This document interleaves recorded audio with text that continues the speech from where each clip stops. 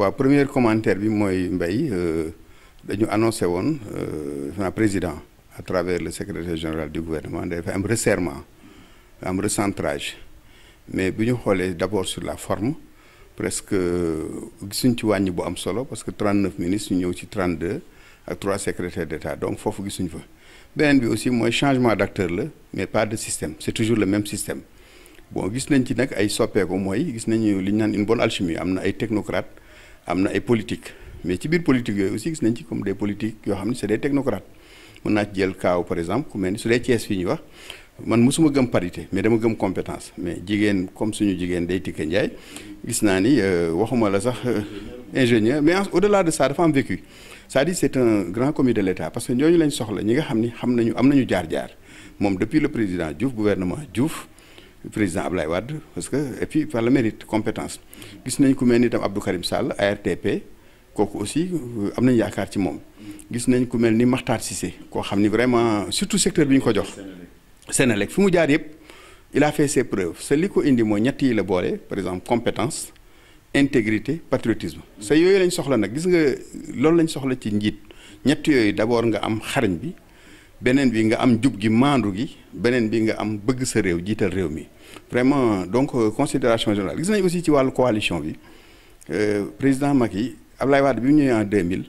ñi mu àndaloon au bout de 11 mois dafa tàggoog ñoom ñu bari ba ci Idrissa Seck mi Macky Sall ñoom Niass ak alliés donc moom jàppuloon ni présidence canapé la moom fauteuil la ko jàppoon président Ablaye Wade di buur di bu mi ko moo di bi ñëwee ba 2012 gis nga ni ñu ko fi jëlee surtout ci wàllu constitution tripatouillage président Macky ñëw avec la coalition Benno Bokk Yaakaar man damay schématiser ne moom dafa ñëw def ko canapé carrément ak salon canapé bi soo xoolee à gauche y a le PS avec Tanor à droite Moustapha Niasse avec AFP maintenant ak seeni alliés mais ba 2019 coalition boobu moom la ñu gis que ni daf ko maintenir maanaam mu am indi stabilité politique indi stabilité socio-économique mais si wàllu en face amuloon opposition bu ko mënoon déstabiliser ba nga xam ne déroulé na chemin ba ñu falaat ko en 2019 mais li ñu gis ci gouvernement bi alliés yooyu gis nañ ci d'abord PS ñu ngi doon laaj plus de ministres mais deux yi lañ leen conserver Serigne Mbaye Thiam ak Aminata Mbengue Ndiaye et changement boobu ñu jëlee Serigne Mbaye Thiam éducation lu baax la parce que dañ ko yàgg a contesté parce que dañu gis que ni li mu fi nekk yépp mook syndicat yi blocage la woon mais comme président moo amoon sañ-sañu mais fi mu ko yóbbu c'est un secteur très stratégique baax na Serigne Mbaye Thiam am na vécu gis nañ Aminata Mbengue Ndiaye aussi jigéen la vraiment bu am xarañte ñu gis aussi PIT Samba Sy ñu bàyyi ko fa mu nekk muy dialogue social mais LD MPT bi nga xam ni gis nañ que ni moom ba léegi mi ngi ci coalition bi moom amatul ministre Khoudia Mbaye dem na donc ñu gis aussi am na ci ñoo xam ne ay ñu bees par exemple am na ku mel ni Abdou Karim Fofana kooku gis nañ xale la Diamniadio mais pôle urbain Diamniadio avec le patrimoine bâti moom da cee liggéey lu am solo am na ñoo xam ne vraiment yaakaar nañ ci ñoom maintenant à l'œuvre lañ koy gis beneen jàngat bi ñu ciy jàngat mooy li président annoncé surtout xam nga la suppression du poste de premier ministre mais président nit ñi dañu dégluwul keroog bi muy def cérémonie d'investiture bi discours bi dafa wax ni fan yi di ñëw dinaa jébbal assemblée ay réformes ci jëm gën a dooleel exécutif mais nit ñi xamuñoon fan lay waxee mais li mu annoncé ni sa loolu yoon moo ko may article 103 bu constitution moo ni président de la république initiative bu révision constitution yoon da ko jagleel président de la république ak assemblée nationale assemblée ñoom li ñuy wax proposition de loi la ñuy def président mën def projet de loi mais article 103 boobu gën a précis ne premier ministre mën na soumettre président de la république benn projet de révision constitutionnelle ce moment boobu su amee mën na jaar assemblée bañ a jaar ci référendum par exemple poste premier ministre bi mën nañ ko supprimer du soxla référendum assemblée rek moo koy mais li ci gën tee xel mooy xam nga modifier constitution yoon na ko mooy président de la république mais li ñu seetlu constitution droit la droit nag il est manipulable il est interprétable ku nekk ak gis nga ñu ci référendum bi gis nga coow li fi amoon entre l'ancien ministre ak les juristes mais c'est un débat juridique ñoom ñoo koy seet mais Sénégal yi leen intéressé surtout mooy sàmm kàddu xam nga président dafa waat Mbaye daal di ne je jure devant Dieu maa ngi waat sama digganteeg sama borom kii waat digganteeg borom nag ñaar moo am. Sénégalais yi mais bi ci jiitu xam nga digganteeg borom lan la maa ngi jël yàlla comme seede normalement sax dañu waroon introduire président jullit mën a waat ci alxuraan catholique mën a waat ci bible rien ne l'interdit parce que loolu mooy parce que moment boobu yaakaar naa dina gën a dëgër mais président waat na waat bi nag mooy digganteem boromam boo donc ñaari malaako yi ko topp ak conscience am ak boromam mais kooku li ci biir ak la mu yéene moo ko xam yàlla rek moo xam mais maa ngi waat ci kanamu nation bi mooy askan wi askan woowu nga xam ni tey ñooy sa buur sa président wax na ko ci mandat bi nee na ki ñu fal du parce que dañ la fal rek nga am droit de vie et de mort sur nit ñi gënoo leen dañ laa jël wóolu la nga war a nekk seen serviteur war a nekk seen jaam donc jàpp nañu président gor la bu wax ak gor ñi mooy peuple sénégalais léegi loolu nga waat ne du ma modifier constitution mais li tax may wax fii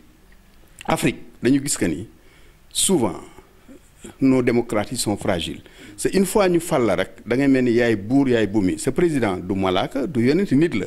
mën na am yéene mais dafay juum donte la yonent bi sallallahu alayhi wa sallam moo doon gën ji min def yàlla daf ko doon del diisoo mais li ñu gën a tey xel mooy président wax ni maa ngi tàll loxo ñëpp 58% yi ma voteel ak 42% mais wëlbatiku annoncé de manière unilatérale donte la sañ-sañam la mais dafa am loo xam ne dafa jekk li jekk mooy waxtaan réew dañ koy pencoo surtout loo xam ne yow sa jëmm ji tuuti na ci maanaam réew mi moo war a jiitu jëmmu président de la République te loolu dafa indi d'abord problème de confiance c'est li tax wax ji doy waar mooy soo nee dinaa dugal supprimer poste premier ministre indi premier ministre ba nga amoon muy Abdallah Dionne nga indi ko sa wet maanaam gën a renforcer ce pouvoir yow en tant qu'exécutif c'est alors que conclusion nationale de réforme des institutions daf ni woon commission nationale bi nañu wàññi doole président de la République pour am équilibre et séparation des pouvoirs mais lii mu bëgg a dugal dafay gën a dolli dooleem maintenant dafa am loo xam ni sénégalais yi gisuñ ko maanaam waxtaan wi nekkul foofu ñu ngi wax rek kii dugg na région bi dugg na mais li ëpp solo ñun on fait de la prospective maanaam li ñëpp xam da nga ciy wax tuuti mais li ñu gisagul nga indi ko teg ko ci firnde mbay mooy lan am na beneen bunt bu président mën a am xam nga troisième mandat bi ñu ko fi yëkkatee coow li dafa jóg constitution bi daf ni président de la république mandat bi durée bi juróomi at la kenn mënul def ñaari mandat yu toftaloo yu juróomi at yópp ñaari mandat mais bi ko génnee professeur Babacar Gueye constitutionnaliste la moo bindoon constitution bu 2001 ak ñoom professeur Pape Demba Sy daf ni constitution bi de indi na porox ndol boo xam ni président mën na amaat troisième mandat ndax amul disposition transitoire ndax mandat bi nekk en cours muy bu 7 ans bi est-ce que ci la bokk wala bokk ci mais xam nga comme souvent wax su waxee mu dañ xam nga président Abdoulaye Wade waxeet président Macky ñëw def waxeet ñoom ñaan ñëpp bu leer maanaam engagement 5 ans ba mu waxoon defu donc léegi loolu dafay tey xel mais bii li tax ñu bëgg question bi leer parce que ñi ko jege loolu dafa am wax ju tey xel bu ñuy wax Seydou Gueye daf ni les marges de manœuvre sont minces maanaam lii daal pour bañ a pour troisième mandat xam nga suñu ne marge de manœuvre dafa mince maanaam bay waaw buntu amul mais mën na am porox ndol Ismaïla Madior Fall garde des Sceaux daal ni en principe yaakaar naa bii moo war a nekk troisième mandat ñun avant président di def waatam man c'est taskatu xabaar yu ma interviewé d'ailleurs Aliou Diarra Sud FM ma ni ko président de li gënoon dal xel fii mooy mu ni en aucun cas du ma bii mooy sama deuxième et second mandat waxu ci investiture bi waxu ko discours du 3 avril ne en aucun cas bii mooy sama deuxième ak dernier mandat xam nga loolu dafa waroon leer c'est li tax wax ji bu baax mooy fii kàddoom man dama gëm ni constitution baax na de mais morale ak éthique moo jiitu constitution morale ak mooy sàmm sa kàddu ak jiital sa ngor jiital intérêt réew mi mais prof ndool bi ma lay wax mooy lan président tey ni mu bëggee dugalee révision constitutionnelle assemblée loi pour supprimer poste premier ministre su demee ak jéego à mi-mandat muy 2020 wala 2021 mën na dugalaat lu ni mel moment boobu day changer lan lay def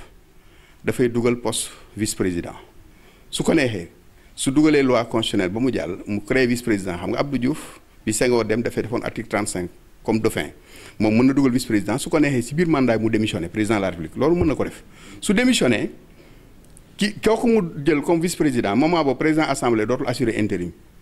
en cas de vacances vice président boobu dañuy soppi pour mu assurer mën na nekk léegi 2024 mën nañ ñëwaat comme ça article 27 bi dootu ko tënk ndax mandat bi dootul bokk ci mandat am te su ñëwee 2024 bon loolu lépp ay hypothèse la maanaam lu mën a am la te su ko defee bu mu bett kenn su ñëwee su jàllee xayrun sénégalais yi ñoo ko voteel wala loolu su sénégalais itam defee comme 2011 la fi war defoon 23 juin lépp mën na am ce moment boobu su jàlloon mën na ñëwaat 2024 2029 parce que dootul dugg ci limite 75 ans yi parce que ba léegi dafay nekk xale 2029 68 ans lay am ce qui fait que PSAM horizon 2034 mën na ko àggale. xam nga ci article 103 boobu dafa am yoo xam ne rek la kenn mënu laal muy durée du mandat bi muy mode d'élection bi muy forme républicaine bi mais maanaam lu jëm ci ay soppite vice président loolu lu mën a am la mbay fii laa koy waxee nañ ci bàyyi xel c'est-à-dire hypothèse la boo xam ne ñoom au cas où troisième mandat bi mënul jàll mën na dugal loolu ñëw wut dauphin da ci artu c'est que ñëpp dégg et puis mu nekk lu leer mais moom bu mu ci artu moom kese yam ci mais tey réew mi dafa am spirituel ak temporel président bi muy wut mandat bi élection yi dem na Touba dem na Tivaouane dem na Ndiassane këru diine yëpp fu ne mu ñaan nañ ko ñaanal ñoom ñëpp ñu ñaanal ko am na deuxième mandat ñooñu tamit kilifa diine yooyu nañu taxaw ne ko ah yow de da nga ñëwoon fii am loo wax ñaan yàlla nag dogal na si sañ-sañam nga am second mandat léegi nag second mandat boobu tey tamit ñun ñaan nañu waaye jàmm réew mi moo ñu ëppal solo moo ñu ëppal solo sa jëmm ji c'est-à-dire que li tax moo koy wax parce que ambition dafay dem ba dafay nëbb li ñaan ça tue la morale ça en Afrique tout est possible et surtout au Sénégal sax xam nga mbay soo xoolee Sénégal président 2012 ba 2019 dafa dérouler agenda am muy parrainage lu mu bëgg a def jàll na parce que opposition bi mënu ko woon nasaxal mais fi ñu toll fii la gën a rawati parce que opposition bi daanaka soo xoolee elle est presque elle est là mais quasi inexistante donc coalition ensuite le peuple sénégalais li mu waroon def na ko mooy 24 février delloowaat njukkal président mais ci biir loolu lépp aussi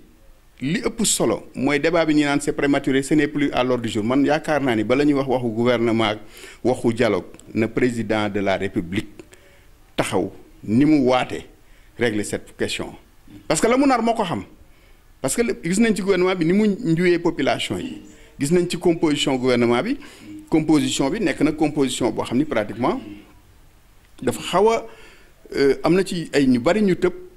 ñu yaakaaroon ni duñ mës a jóge ci gouvernement bi par exemple ku mel ni Ismaïla Madior ku mel ni Mary Teuw Niane ku mel ni Mame Mbaye Niang nga xam ni ak ñu bëree bëri xam nga président donc noonu mu defee gis nga ci discours 3 avril bi tam ni mu ñëwee waxul dara dafa ñëw rek ci question des valeurs donc moom la nekk ci xelam moo ko xam mais liñ koy artoo parce que lu tax ñu koy wax mooy enjeu géostratégique bi am 2024 ndax 2019 bi dafa tombeek réew mi changé xar kanam réew moo xam ne ndóol la woon mu nekk réew moo xam ñëpp a ko soxla ci wàllu gaz ak pétrole donc looloo gënoon tax président teg ba kanam parce que ci magistère am la feeñee contrat yu bari moo ko signé mais 2024 day fekk pétrole bi ñu commencé ko exploiter ak gaz bi 2021 la ñu waxoon mais fi ñu toll 2022 la war a jëm avec Cosmos tey mais Kayar bi ñi ngi xalaat 2025 ak Sangomar donc président daf fi nar a bàyyi mais loolu mooy continuité parce que aéroport Blaise Diagne bi tey Abdoulaye Wade moo ko initié woon dem na xam nga politicien bay dañuy agir sur la symbolique ñoom ñëpp maa ngi koy wax keroog dama la ciy jox ñetti fee yu anodin Idrissa Seck parti réew mi bi mu koy créé xam nga réew mi ñu bari dañu defee ni c'est le pays alors que réew mi 5 lettres la REWMI raxas équipe bu Wade mos idi Sénégal yi bari xamuñ ko président Macky Ila Touba bi mu koy posé xam nga première pierre toujours fa liggéey bi tàmbalee lañ ko war a defee donc Ila Touba fii la tàmbalee dem Touba mais soo xoolee première pierre bi Touba lañ ko posé ndax bëggoon na Serigne Sidi Mokhtar pour la symbolique mu teg première pierre bi ëllëg mu ni xalif général des Mourides sëñ Mountakha moo ko réceptionné ça veut dire fañ tegee première pierre bi fa lañ ko réceptionné Abdoulaye Wade entre les deux tours de 2012 aéroport Diass dafaa dem atterrir pour risque avec beaucoup de risques mais bëggoon na dans la mémoire collective ñu ni moom moo fa njëkk atterrir donc yooyu politicien il agit sur les symboliques mais li ëpp solo fi ñu toll président de la république wax ko mbay bala muy wootee dialogue ak lépp troisième mandat bi cette question là nañ ko régler une bonne fois mu ni en aucun cas ak lu mënti am ak lu mënti xew parce que moo libreul ndax tubaab yi bu la kenn umpale ni dañoo am rôle bu am solo ci fi ñu jëm parce que ñoom ils ont mis des milliards muy anglais yi muy tubaab yi muy américain si wàllu gaz pétrole ku ñu fi bëgg rek souvent moo fi teew soo xoolee il am RDC ak ci Tshisekedi c'est-à-dire dañ ciy jouer rôle bu am solo c'est 2024 Tanor keroog bi def naa seen naatangooy ñoo ko laaj mbuur affaire mu ni non non loolu su waxtoom jotagul su 2024 dañ ko waxtaanee am na loo xam ni moment bii ci cëppandal bi man dem en tant que société civile ñun réew mi moo ñu ñor question troisième mandat bi daal nañ ci war a wax nañ ko dànkaafu nag sa wax ji bu mu yem nañ ko dànkaafu parce que politicien seen logique lañ nekk logique gu tey toog ci pouvoir logique continue sa li ma wax ne la rente pétrolière bi gazière minière c'est des milliards président wax na PSE horizon 2035 du ko fekk si yoon mais donc loolu mu amee vision boobu na xam ni réew continuité la réew mi daal delloo nañu ko njukkal maintenant si wàllu dialogue bi aussi xam nga tàllal nañ dialogue mais mbay dialogue Sénégal dañoo am ay priorité fi ñu toll xam nga kaawu Thiès par exemple la relance du chemin de fer. action d'urgence yi bi ñu njëkk a def xam nga nee naa la yaakaar ñu rupture trop parce que changement d'acteur la c'est le même système mais am na ci les questions de développement moom la ñu war a gën a positionner bi ci jiitu xam nga nee naa la tey la relance du chemin de fer Dakar Bamako Dakar Saint-Louis parce que loolu dafay dëppoo politique gu état bi mi ngi teg ay pôles territoriaux tegewu ko. diggoon na Thiès diggati xam nga aussi président ma nee naa leen dafay faral di wax jël engagement mais am na yoo xam moom du moo ko mën a jëmmal maanaam ay surgaam ay ministre am ñoo ko war par exemple ci wàllu ministre Limane Kane ñun dañuy rafetlu li ñu ko fi jëlee parce que il était hautain. révision code pétrolier bi dafa jàppoon ni même avec ses agents alors que président ne woon na jam ñaajo nañ ko ubbi te abi ni mu def mais Makhtar Cissé moom nit ku dal la yaakaar nañu lëkkale juumoon yëpp dina ko def li ñu yaakaar mbay comme jàmp ñab am na loi yu ñu voté si le 24 février assemblée benn bi mooy local content mooy dafay suqali sous-traitance locale ak le secteur privé local national c'est-à-dire multinationales yi ñoo am milliards di investir mais secteur privé bi dañ leen war a jox maanaam ay sous-traitance comme li nga GCO am ko ay mais loolu li tax Sénégal am ci problème nar ci am problème dañ koo voté ba pare fekk Sénégal dafa signé li ñu naan ay traités bilatéraux d'investissement traité yooyu ak ay France ay Angleterre pays yu am doole traité yooyu dafay ni waruñu am xàjjale ci investisseur national bi ak étranger bi donc tant que révisé wuñu loolu wala renégocier wuñ ko loi bi ñu voté du appliqué wu. beneen bi mooy wàllu ndox bi gis nga tey rek ñu ngi naan ndànd usine kii ba tojaat na tuyau ba gis nga bërki dem bi mu tojee mexe parce que problème mu Sénégal lac de Guiers bi ñu dépendre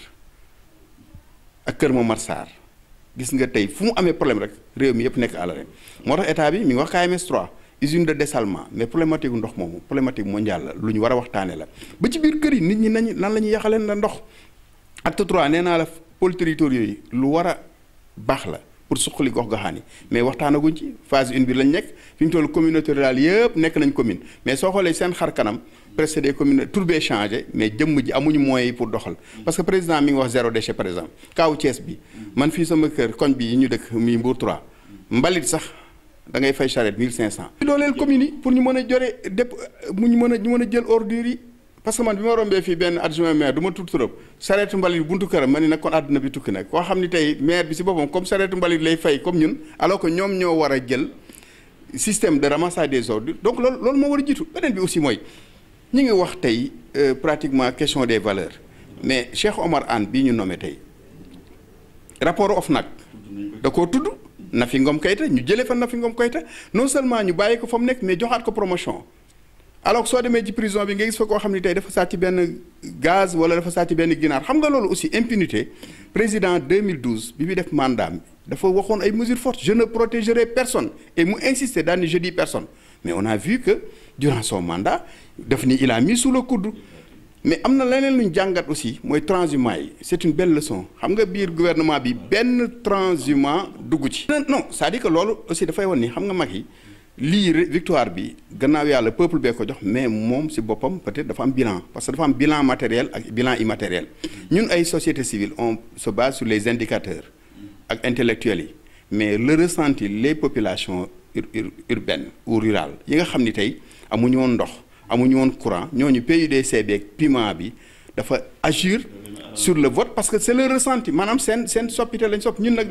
seen alors que nag côté gouvernance mooy base bi mais xam nga politicien toujours day xool démocratie majorité la majorité bi ñu ngi ci zone rurale yi ñu ngi ci population yi sa population yi amuñu niveau d'analyse pour xam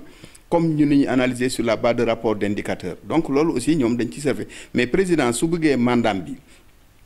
objectif de développement yi mu fixé mu attan ko mooy d'abord njub teg réew mi ci njub teg réew mi ci valeur mooy porte d'entrée bi suñu ko defee maintenant mais njub bi nag day ànd ak exemplarité moom moo koy jiitu njabootam door a ñëw xam nga ñu ngi wax même déclaration de patrimoine man leen loolu faux débat la parce que président bi muy dugg dañu woon ñaata la amoon 7 milliards 8 milliards Wade dama ko joxoon Wade na jox ko sax xam nañu en mais mbay en 2000 muy président Macky Sall bi toog même ñi fi nekk ñëpp ñii dañ nekkoon location ñii ngi doon dugg ci car rapide Ablaye Wade woon mais tey état mooy lieu Agile Meme moo ko wax nee na c'est le lieu du repas en Afrique maanaam état fa la ñëpp defaroo gis nañ que ni mais su ñëwoon tey déclaré 17 am naa 17 milliards li ko neex rek lay déclarer et puis après lan la ci nit ñi mën donc yooyu important li ci important mooy daal fexe ba tegal reen beneen bi mooy surtout la question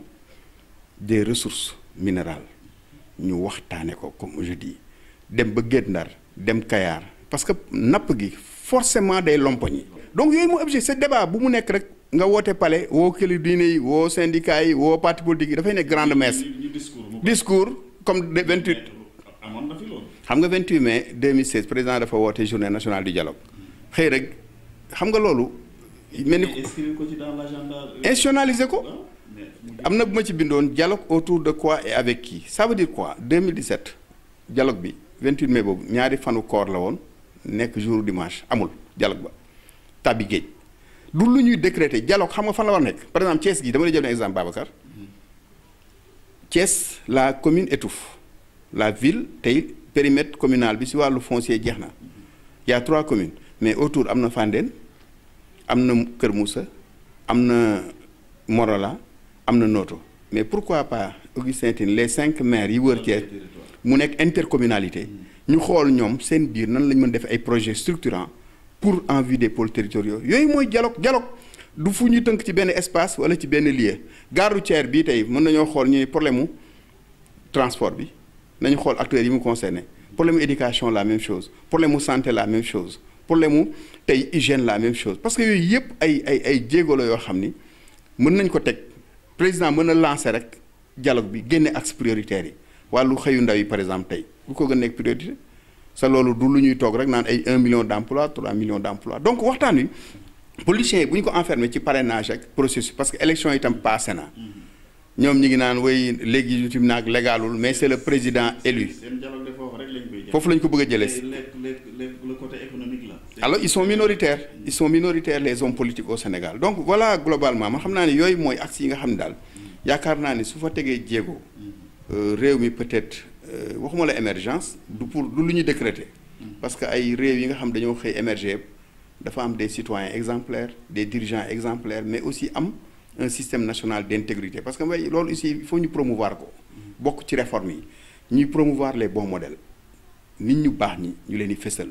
nga xam dañoo jub maandu service seen réew dem naa sax ba keroog ne nañu def li ñu naan monument de l'intégrité monument boobu dañ ci bind ku den Thiès par exemple agora bi ñu seet ñi fi jaar doomu Thiès yi nga xam ni dañoo am way wu rafet ci dëkk bi mel ni Ousmane Ngom bari na fi ñu bind fa seen tur maintenant ñi def safaan bu ñu bind seen tur sax mais nañu def les faits monument de la honte lañ koy tuddee maanaam tey transhumance ñu bind ko fa corruption ñu bind ko fa di yóbbu élèves yi leen ko xamal Gànna xam nañu def dañuy génne xale yi ci mbedd mi seet par exemple koo xam ne jiital nañ la jox la alalu réew mi wala alalu askan wi nga sàcc ko xale yi ñoo lay xaxar foo génn rek ñu yooxoo woo Abdou Aziz sàccee c'est-à-dire finalement yow ay xale yu ñëw naan la pas mag xam nga loolu Sénégal war nañ àgg foofu c'est-à-dire ñu leen di joxañ baaraam les prédateurs parce que tey président Macky Sall xam nga wax na ci discours am responsabilité Babacar mais gis nga responsabilité Omar Ibn Abdou Aziz dafa nekkoon ci les meilleurs modèles en matière de gouvernance dans le monde mu génn àdduna juróomi téeméeri at nee na benn nitu yàlla gént ñu koy maanaam mi ngi ñaqatoo xib mu ni ko bi ma duggee bàmmeel ba léegi yàlla mi ngi may régler parce que dafa am benn pont boo xam ni dafa damoon dafa yàqu woon defaruma ko benn bëy daanu ci tànk ba damm bëy boobu ma la ma yàlla toppe maam Abdou Aziz Dabakh daan ni diiru may nekk xalif 40 ans yëpp ginaar gu feebar Tiwaawan man lañ koy laaj waaw xam nga tey xalif général mooy dem ba jàpp ni ci li mu ilif ginaar yi sax ci lañ bokk tey président Macky Sall loolu lañ ko war a xutbaal maanaam tey nan lañ war a yore réew ak responsabilité diiru 5 ans yi ak 7 ans yi passé ku fi war a faju sa fajuwul